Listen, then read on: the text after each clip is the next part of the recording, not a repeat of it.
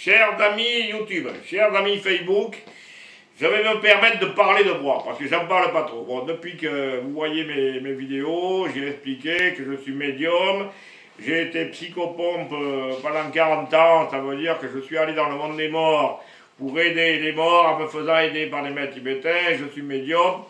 Mais je voulais parler de la solitude du voyant, parce que quand vous êtes voyant, il y a quelque chose qui est terrible.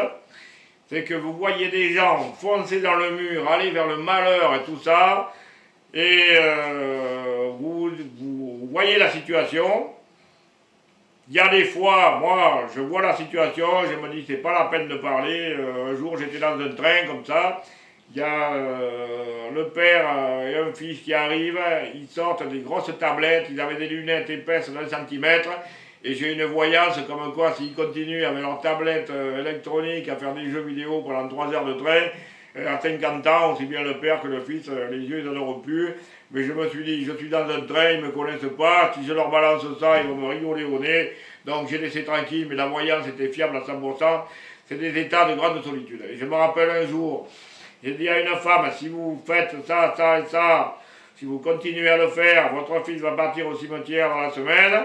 Et la femme m'a dit, mais monsieur, moi j'en ai rien à faire de vous, je vous ai payé pour venir faire du travail, pas pour vous donner des conseils, alors je fais ce que je veux dans ma vie, vous faites le boulot, je vous paye et vous repartez. Et la semaine suivante, le fils était au cimetière.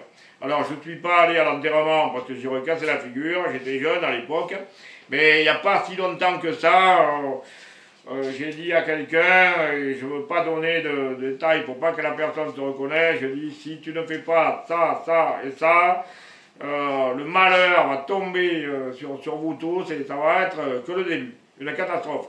Et il y a eu une catastrophe. J'en dis pas plus, mais c'est des états de solitude parce que je me dis j'aurais dû expliquer mieux, j'aurais dû me déplacer et en fait il n'y a rien du tout.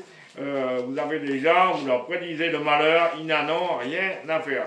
Et quand le malheur est là, ils pleurent, voilà, et ceci, et moi cela, ils étaient parfaitement au courant, et ça fait des états le voyant qui est face à ça, ça fait des états de solitude.